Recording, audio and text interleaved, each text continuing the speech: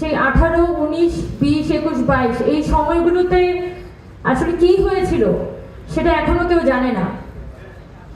সে 19শে জুলাই যেদিন শুক্রবার মসজিদ থেকে নামাজ পড়ে অনেক মুসল্লিরা তারা কিন্তু মিছিল করে গিয়েছিলেন এবং তাদের উপর মুহুর্মুহু গুলি বর্ষণ করে মেরে ফেলা হয়েছে বহু মানুষকে।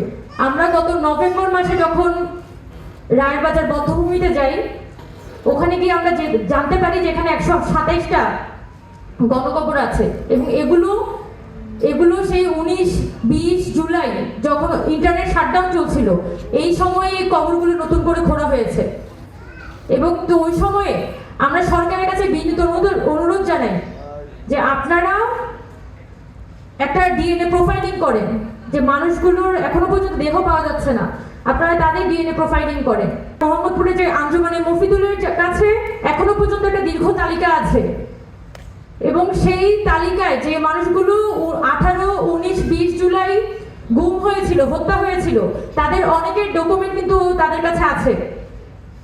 যদি সরকারের পক্ষ থেকে পর্যাপ্ত উদ্যোগ না নেওয়া হয় তাহলে পরবর্তীকালে কিন্তু আমরা এই এত বড় দলিল আমাদের হাত থেকে হারিয়ে যাবে।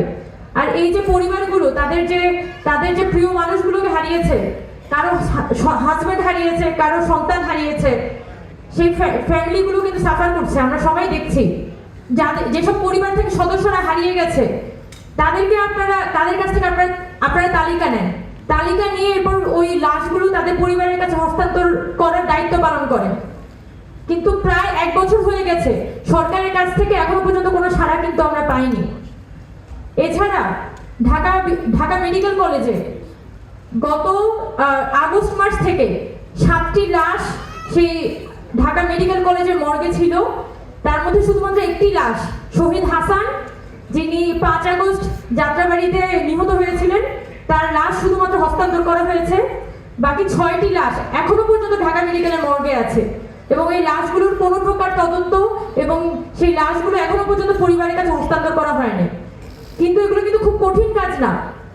আমরা কিন্তু দেখেছি গত 2 মাস আগে যখন একটি গবেষণা সংস্থা তারা একটি রিপোর্ট পাবলিশ করে যে 167 জন